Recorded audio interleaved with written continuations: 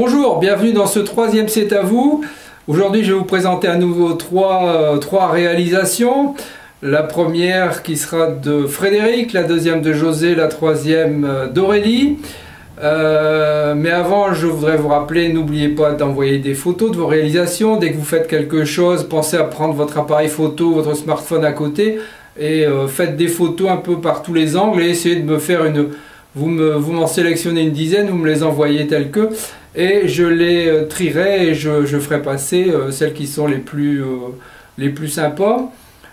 N'hésitez pas, surtout, je vous donnerai à la fin de la vidéo les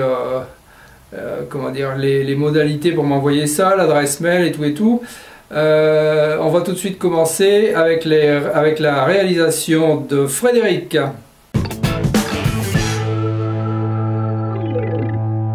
Alors Frédéric a réalisé une jolie table basse en bois massif. Elle est faite en méranti, me dit-il, bois rouge exotique, avivé.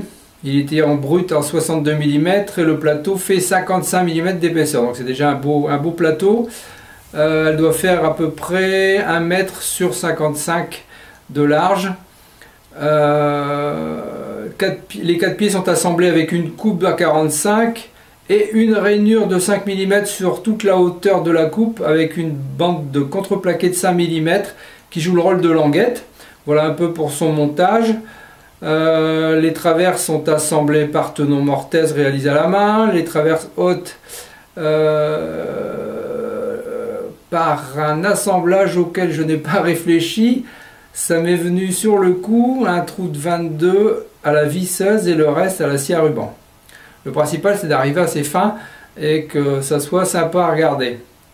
Voilà, les deux plateaux sont collés à la colle blanche avec une rainure languette. C'était une surprise pour une personne à qui je tiens beaucoup. Elle a été faite avec le cœur. C'est bien, c'est une très belle réalisation qui a dû prendre quand même pas mal de temps. Alors on passe maintenant à la réalisation de José.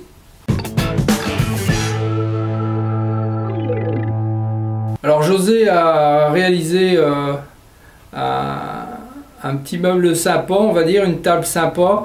Petite restauration d'une vieille machine, me dit-il, d'une vieille machine à coudre pour en faire une petite console. 2 jours pour brosser la ferraille et ensuite une couche de vernis spécial fer rouillé. Le plateau est en frêne. Et puis après je crois qu'il va rajouter quelques éléments dessus. Mais bon, ça fait un... Bon, il n'y a qu'une photo. Mais tout est dit, le support de machine à coudre, c'est vraiment intéressant comme réalisation parce que c'est un vieux truc. C'est peut-être sa famille qui avait ça dans ses reliques. Hein. Souvent on trouve des vieilles machines à coudre de ce genre-là, des vieilles machines à coudre qui étaient à pédale dans le temps, on les trouve dans les greniers. Et c'est vrai que ça peut peut-être vous donner des idées. Donc avec un gros plateau de bois dessus, et puis voilà, ça donne un super truc. Merci José pour ta réalisation et ta photo. On passe maintenant aux réalisations d'Aurélie.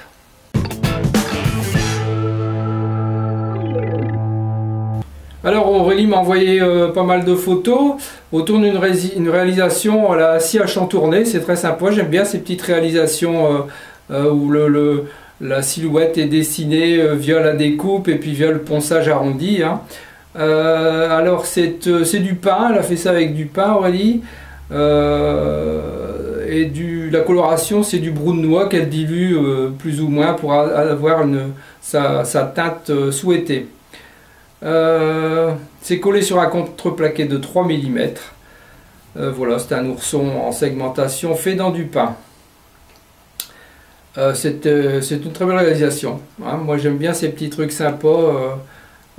Ça peut servir au moment des fêtes pour offrir à un enfant ou alors se l'offrir soi-même, hein, pourquoi pas se faire des décorations de ce genre.